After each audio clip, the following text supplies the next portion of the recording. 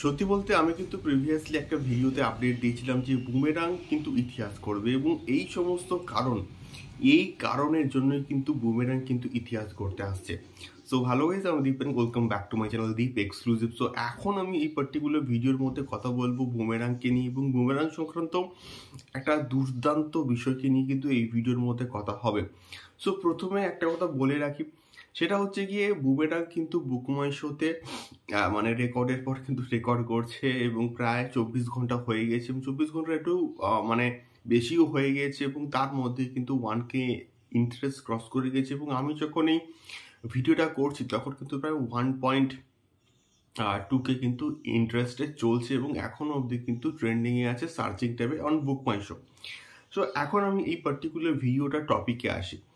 So বুমেরাংয়ের plot কি হতে চলেছে, বুমেরাংয়ের গল্প কি হতে চলেছে, তো সেখানে তোমরা যদি একটুখানি বুকমাই শোটা খুলে দেখো তাহলে কিন্তু সেখানে একটা প্লট লাইন বা গল্পের যে একটা আভাস কিন্তু তারা অলরেডি কিন্তু দিয়ে ফেলেছে এবং সেখানে একটা কথা কিন্তু স্পষ্ট লেখা আছে এইটা যে আ scientist with a brilliant brain builds a humanoid robot, but a series of events leads to thrill and cosmic situation that create a boomerang effect.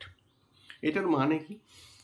এখানে জিদ্দা, আমি কিন্তু প্রিভিয়াসলি একটা ভিডিওতে বলেছিলাম যে জিদ্দা একজন এখানে বিজ্ঞানীর চরিত্র বা সায়েন্টিস্টের যে চরিত্র তার চরিত্র কিন্তু প্লে করবে। আর scientist with a brilliant brain, মানে মানে একটা দুর্দান্ত ব্রেন এবং একজন সায়েন্টিস্টের কিন্তু ক্যারেক্টার এখানে প্লে করছে জিদ্দা এবং সে একটা হিউম্যানয়েড রোবট কিন্তু বানাচ্ছে।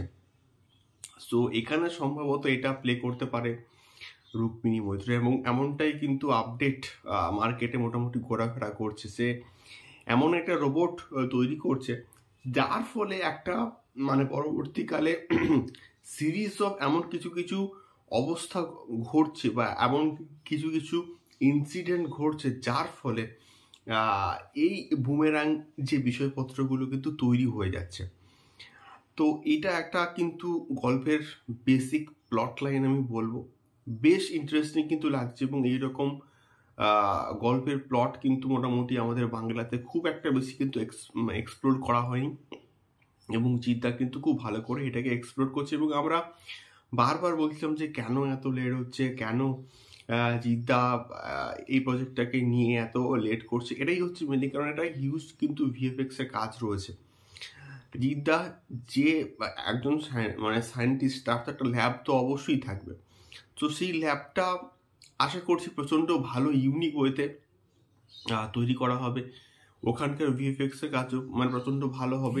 তো সব মিলিয়ে এই রকমের গল্প মধ্যে যদি ফ্যামিলি ড্রামা, যদি কমেডি এবং কিছু থ্রিল এবং কিছু অ্যাকশন অ্যাড অন করা যায় তাহলে কিন্তু অডিয়েন্স বিশাল খাবে, অডিয়েন্স প্রচণ্ড এই প্রজেক্টটাকে পছন্দ করবেই করবে, আমি এটুকু শর্ট কিন্তু বলতে পারি।